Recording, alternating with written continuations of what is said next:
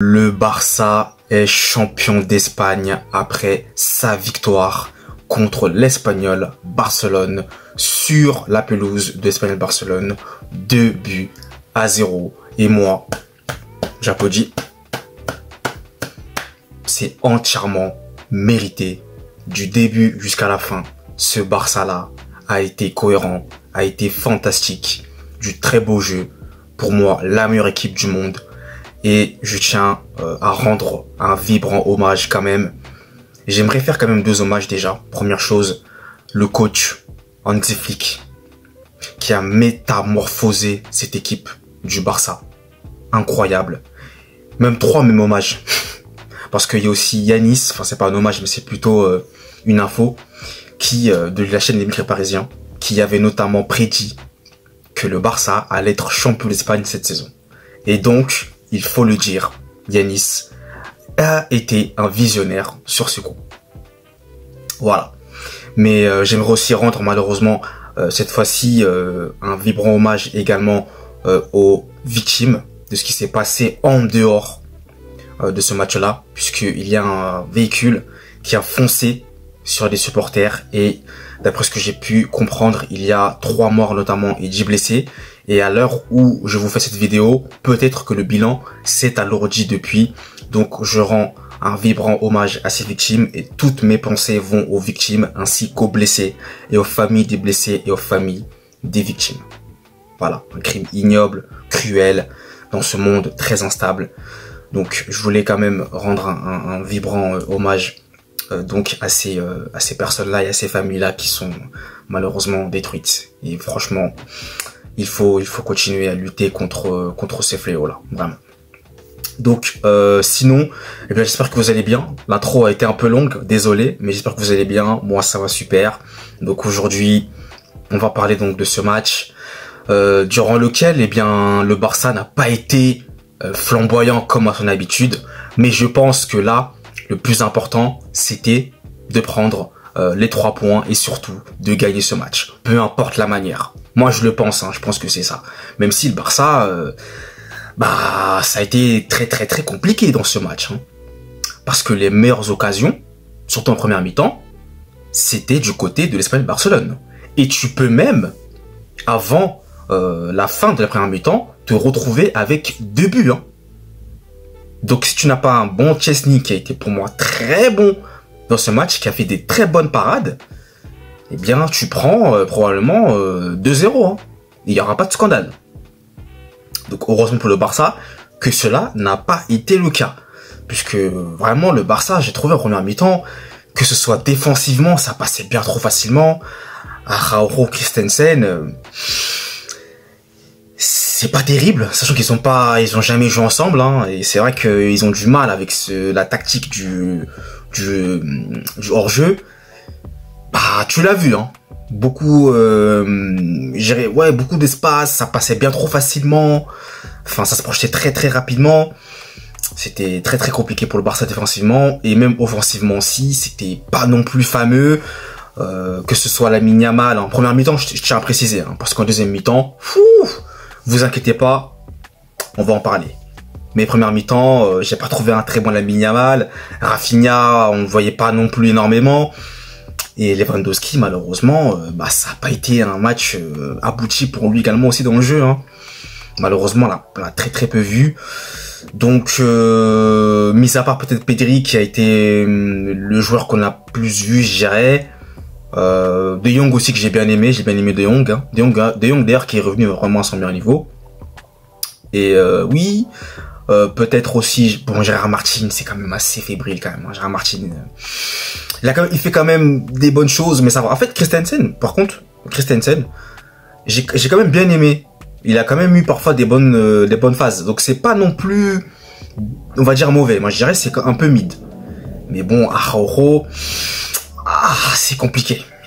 Il est assez compliqué pour Araujo, c'est pas simple pour lui. Donc ensuite, de toute façon, en deuxième mi-temps, les changements vont faire du bien. Koubarsi, Baldé qui rentre notamment. Et là, en deuxième mi-temps, qui sort de sa cachette pour délivrer le FC Barcelone? Lamine Yamal. Le but que Lamine Yamal, ce joueur-là, moi en fait, je ne sais plus quoi dire. Vous savez, je jalouse le Barça en secret. Je me dis qu'ils ont tellement de chance d'avoir un joueur 17 ans qui réalise ce qu'il est en train de réaliser. Lamine Yamal, là, ce but-là qu'il a mis, un but mais stratosphérique qui sort de... C'est énormissime. Ce but-là, pour moi, le fait grimper et continue de lui donner des points pour le Ballon d'Or, pour moi. Parce que le match, le contexte, il est à 0-0. Et c'est lui qui débloque la situation. Sur ce but incroyable, qui libère le Barça. Et qui même, en réalité, offre le titre. Puisque bon, ensuite, il y aura le deuxième but de Fermín López. Fermín López, moi, je sais pas si je l'ai dit dans mes vidéos, hein, ou pas, mais moi j'aime beaucoup Fermín López. Hein. Moi j'aime beaucoup Fermín López. Et c'est lui qui marque le but du KO dans le temps additionnel sur une passe décisive de Monsieur Lamine Yamal. Donc deuxième mi-temps de Lamine Yamal, stratosphérique. C'est lui qui porte et qui guide ce Barça-là. Que dire de plus? Que dire de plus? C'est un joueur spécial, phénoménal. Il est incroyable. Et c'est un génie. C'est un génie. T'as l'impression qu'il force jamais. T'as l'impression que c'est lui qui guide le tempo. C'est lui qui prend le contrôle. Quand il veut, il peut accélérer. Pas besoin d'être... non. La qualité de son pied gauche. Vous savez, les gauchers, j'ai un amour particulier, bon, entre guillemets, bien sûr, hein, pour les gauchers. Parce qu'ils ont ce truc-là que, comme le disait Riles, que les droitiers n'ont pas. Quand ils frappent, c'est toujours, je sais pas, toujours un truc de plus qui est merveilleux à regarder, à voir. Et Lamine Yamal, le but qu'il a mis, genre pleine lucarne en plus, l'enroulé qu'il te met, mamma mia. J'ai même pas réagi quand j'ai vu ça, je n'ai même pas réagi. Parce que pour moi, je me suis dit, comme d'habitude.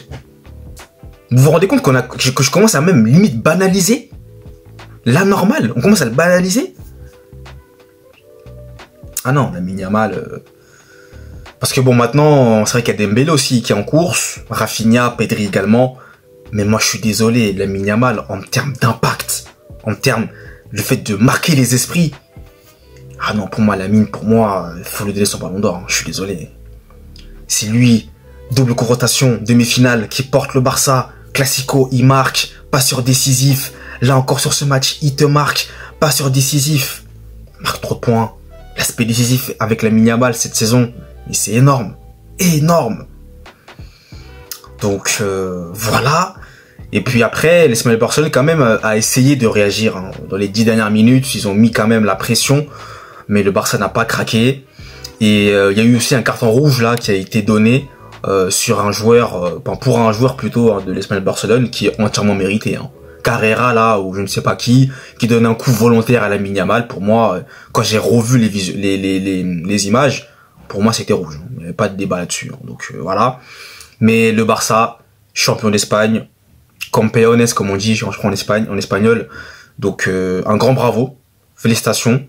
Hansi Flick, incroyable. J'aimerais aussi quand même remercier, là vous allez peut-être vous étonner, hein, mais j'aimerais quand même remercier aussi Xavi, puisque c'est quand même grâce à lui qu'on a découvert notamment Lamine Yamal, Pedri. Donc faut quand même aussi lui rendre hommage.